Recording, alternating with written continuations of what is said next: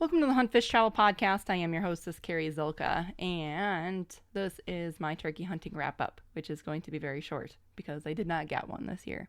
Second year in a row. It was a kind of a tough year though. The weather was weird. A lot of people were saying how hard it was to hunt this year, and it's unfortunate because we all love turkey hunting. I mean, who doesn't love chasing them little thunder chickens through the mountains and through the woods and over the hills and through the valleys and everything? Oh man, this year was so hard. I hunted pretty hard in South Dakota, of course. And, the Black Hills are beautiful. They're just gorgeous. And it rained on me in the entire time and it was foggy. So I saw none of it. Like, literally, I saw none of it. Oh, what the weather just stunk this year. It was cold and it was hot and then it was like 32 degrees when I got up and then it was freaking 85 degrees by 2 o'clock. I do a lot of DIY kind of style hunting. And most times I'm not successful because, that's real life. Most of us take a chance. We go out to a place that we've never scouted before, that we haven't had an opportunity to scout or check. And a lot of times we do come home empty-handed because that's real life. Like these TV shows where they're like, yeah, I just showed up and I killed this 200-inch buck. Yeah, right. Whatever. I'd love to see you do that. If somebody dropped you in the middle of nowhere, in the middle of some forest, some public land, and you had 6 days to get it done, you might be able to get it done. You genuinely might. There are lots of people who are great, fantastic hunters. They can pull it off. I am not one of those. I am a normal person. So unfortunately, for the second time in a row, South Dakota Black Hills kicked my butt for turkey hunting.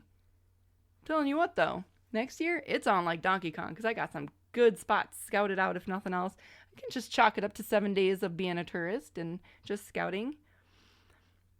Would have been great to come home with the turkey, but that's just that's the icing on the cake. That's not okay. I shouldn't say that's not why I do it because obviously it is, but that's the icing on the cake. You all know what I'm talking about. There were a couple of things that I think I would have done a little differently in hindsight, because of course hindsight's always 2020. For one thing, I would not have stayed where I did. I stayed near Keystone, and the motel was beautiful. It was really nice, and I chose that location because it was halfway down, like at the midpoint of the Black Hills. And I thought, well, I'm going to try hunting up near Deadwood, and if that doesn't work out for me, there's lots and lots of acres in between there and Custer to hunt, to explore. But realistically, the best places that I found were up near Deadwood, and so now I wish I had just stayed in Deadwood. I love Deadwood. I cannot explain to you how much I love Deadwood. Deadwood, South Dakota is like where my spirit animal lives. It was so great. It was such a great time in South Dakota, regardless of the fact that I came home empty-handed. And despite the fact that it rained on me, I swear to you, like 80% of the time it rained on me.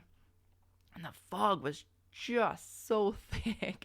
And trying to call them birds in, they weren't talking. They were very quiet this year. I only saw two. Off in the distance, and both of them were henned up, and I couldn't get them to come over.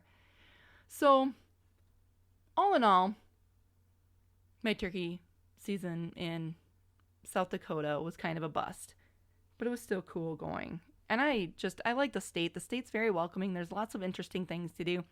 I did, after a couple of days, you just kind of need a break. So I did some touristy thing. I went and checked out Custer State Park and a couple things like that, which were really cool, which I had not done in my previous trip because I was only there for 3 days on a media trip, where this time I had 7-8 days technically and could take my time. On the way there, I stopped in the Badlands and did some photography work with the sunset, and that was really cool. I don't know. If you've never been out in that area, I highly suggest it, whether for hunting or just for visiting. I definitely suggest visiting that area. Then, of course, I came back home, and it was just not happening for me. It didn't matter where I set up. There was nothing talking to me. I went and tried to find him. I just couldn't get on them this year, and I only had a couple of days. Like normal people, we have a 9-to-5 job. We're working Monday through Friday, so we only have Saturdays and Sundays. And unfortunately, 4 of the 12 days that I had to hunt were spent in South Dakota, so I really only had a couple of days to try and get it done. I thought I had some private land lined up, and that fell through, so then I was hunting public, and it's okay. It's genuinely okay. It was a crazy year, so hopefully next year will be just that much better. One night, though, I decided that I'd had enough of turkey hunting and not seeing anything, not hearing anything, so I decided to go fishing. And there are a lot of these fishing floats along the Mississippi River on the border of Minnesota and Iowa and Wisconsin. And been on the list of things to do, so I decided to check it out. And it was like, I don't know, 10 or 11 or 1 o'clock. I don't know, it was around lunchtime. And I was looking some of them up. Some of them seemed a little sketchy. Some of them seemed pretty interesting. And there was one that had an overnight option. It was, I can't even remember. It was like $30 or $20 or something like that. And you go and you can fish all night. And they have these little sleeping, warming houses. They're all public, so, which was kind of, we'll get to that. They're just bunk houses with some cots in it that you can sleep on. Just bring a sleeping bag or whatever. You meet the guy at the dock. He comes, he gets you, he drops you off, and he literally leaves you there overnight, and you just can fish and do whatever you want to do. So you bring food and water. There are porta potties, which was nice, but it was pretty cool. There was maybe 20 guys that night, and then me, and I was there by myself, so I don't know. Most guys don't really mess with me too much. I'm freaking 6 feet tall, and I am not a small woman. So most guys don't mess with me too much. Ironically, it was kind of annoying because they kept wanting to talk to me, and they just wanted to show off and wanted to tell me about all the fish that they've caught. And I'm just like, dude, can you just leave me alone? And I just want to fish.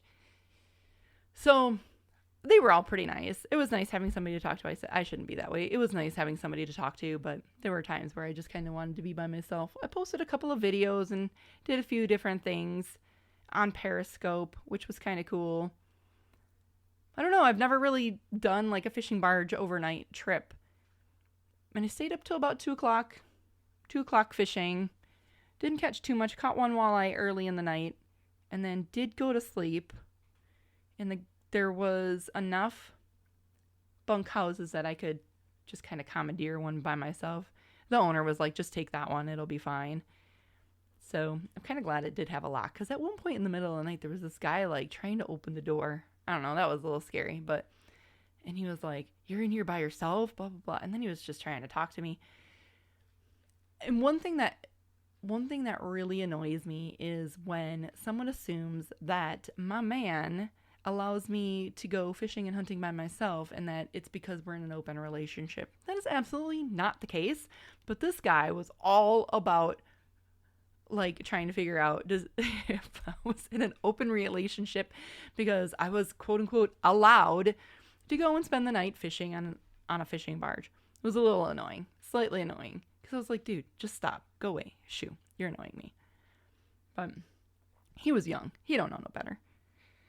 But it was pretty cool. I got up, watched the sunrise while you're fishing, and I don't know, it was a pretty cool experience. I highly recommend it. It was Hubbards Fishing Float, and it's technically in Iowa, but it's right on the Mississippi River. He'll come and get you from the Wisconsin side. You don't need an Iowa fishing license either. A Wisconsin fishing license was all I needed. And it was pretty cool. And then he came back in the morning and he has this little like kitchenette area. You can go in there, you can buy bait if you need or stock up on anything that you might need. He arrives at 6 a.m. with the day crew. And he brings breakfast stuff. He'll cook you breakfast if you want and offers you coffee.